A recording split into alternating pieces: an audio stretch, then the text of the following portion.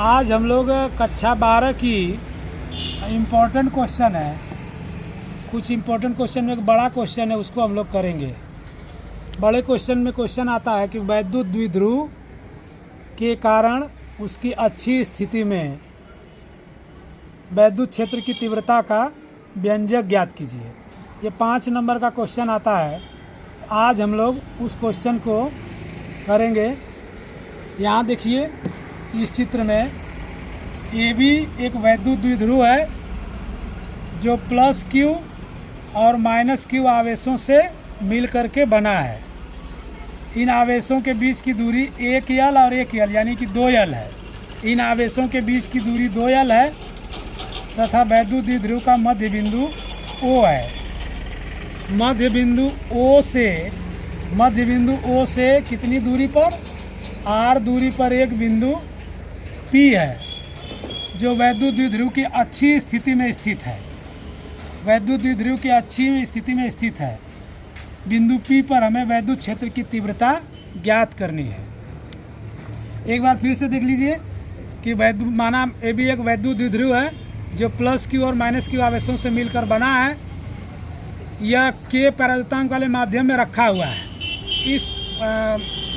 इसका मध्य बिंदु O है और O से R दूरी पर इसकी अच्छी स्थिति में एक बिंदु P है जहाँ पर हमें वैद्युत क्षेत्र की तीव्रता ज्ञात करनी है। तो यहाँ इस बिंदु P से इस आवेश की दूरी यहाँ से यहाँ तक की दूरी इतनी होगी, जबकि यहाँ से यहाँ तक की दूरी R है, यहाँ से यहाँ तक की L है। तो इसकी यहाँ से इसकी जो दूरी होगी R माइनस L होगी। प्लस क्यू आवेश की बिंदु P से दूरी R माइनस L होगी और इसी तरह माइनस क्यू आवेश की दूरी यहाँ से लेकर यहाँ तक, यहाँ से यहाँ तक R और यहाँ से यहाँ तक L, तो R प्लस L होगी। तो हम लोग देखेंगे प्लस क्यू आवेश के कारण बिंदु P पर वैद्युत क्षेत्र की तीव्रता, इसको E1 मान लेते हैं। E1 बराबर 1/4πε0K ये सूत्र होता है, इंटू आवेश जो है Q और दूरी का स्क्वायर, तो R माइनस L का होल स्क्वायर। दिशा होगी A से P की दिशा में, क्योंकि यहाँ पे जब धन परीक्षण आवेश रखेंगे तो ये जो धन आवेश है उसको उधर धकेलेगा, यानी A से P की दिशा में धकेलेगा। तो दिशा हो गई A से P की दिशा में। फिर इसी तरह से माइनस Q आवेश के कारण बिंदु P पर वैद्युत क्षेत्र की तीव्रता, इसको हम लोग E2 मान लेते हैं। तो E2 बराबर फार्मूले के आधार पे 1/4πε0K इंटू Q अपान जो दूरी है उसका स्क्वायर, तो दूरी है R प्लस L का होल स्क्वायर। इसकी दिशा होगी P से B की दिशा में। P से B की दिशा में क्यों? क्योंकि यहाँ पे धन परीक्षण आवेश रखेंगे तो ये वाला जो ऋण आवेश है उसको आकर्षित करेगा इधर की तरफ। तो इधर E2 की दिशा इधर होगा, E2 की तीर इधर बना हुआ है, E1 का तीर उधर बना हुआ है। अब आगे देखेंगे। अतः बिंदु P पर वैद्युत द्विध्रुव के कारण परिणामी वैद्युत क्षेत्र की तीव्रता अगर E मान लें तो E बराबर E1 माइनस E2। यहाँ पे E1 बड़ा होगा, E1 का मान ज़्यादा होगा, क्योंकि यहाँ पे जो धन परीक्षण आवेश रखा जाएगा ये वाला आवेश नज़दीक है तो उसको ज़्यादा बल से धकेलेगा। तो E1 का तीर बड़ा होगा, यानी E1 का मान बड़ा होगा। और जो यहाँ पे ऋण आवेश है, ऋण आवेश इस बिंदु P से थोड़ा दूर है तो ये थोड़ा कम बल खींचेगा। तो ये E2 है, E2 थोड़ा छोटा होगा। तो E1 में से E2 अगर घटाएंगे तो हमको परिणामी वैद्युत क्षेत्र की तीव्रता मिलेगी। तो यहाँ पे देखिए परिणामी वैद्युत क्षेत्र की तीव्रता E बराबर E1 माइनस E2। E1 का मान हमने रख दिया 1/4πε0K Q अपान R माइनस L का होल स्क्वायर। E2 का मान रख दिया 1/4πε0K Q अपान R प्लस L का होल स्क्वायर। यहाँ से हम लोग कॉमन ले लेंगे, Q अपान 4πε0K कॉमन ले लेंगे, ऊपर बचेगा 1/R माइनस L का होल स्क्वायर बचेगा। फिर ये माइनस, इसमें बचेगा 1/R प्लस L का होल स्क्वायर। तो यहाँ से हम लोग क्या करेंगे, एलसीएम कर लेंगे। तो दोनों का होल स्क्वायर है R माइनस L का whole square, R plus L का होल स्क्वायर।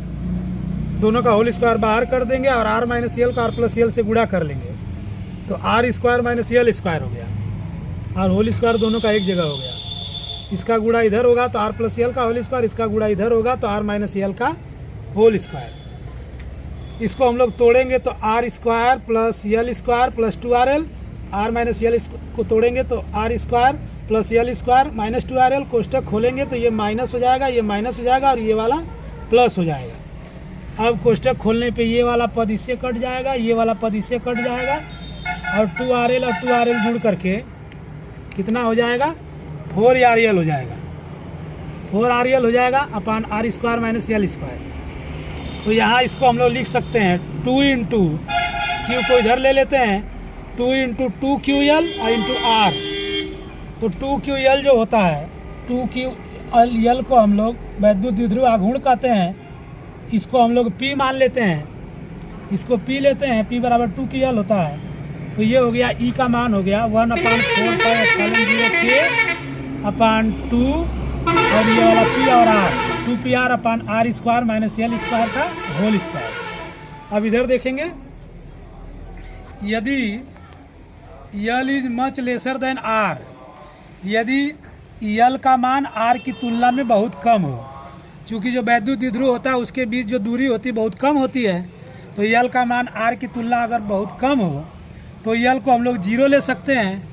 तो ई का मान हो जाएगा 1/4πε0K इंटू 2PR और अपान यहाँ R square minus L square का होल स्क्वायर है। तो यल को हम लोग 0 का स्क्वायर लिखेंगे तो 0 ख़त्म हो जाएगा, तो आर स्क्वायर का होल स्क्वायर बचेगा। तो आर स्क्वायर का स्क्वायर हो जाएगा आर के पावर 4। तो यहाँ देखेंगे हम लोग आर के पावर यहाँ पे 4 लिख देते हैं, यहाँ पे आर के पावर 4। तो एक आर से एक आर कट जाएगा, तो यहाँ बचेगा आपका E is equal to 1/4πε0K into 2P upon RQ।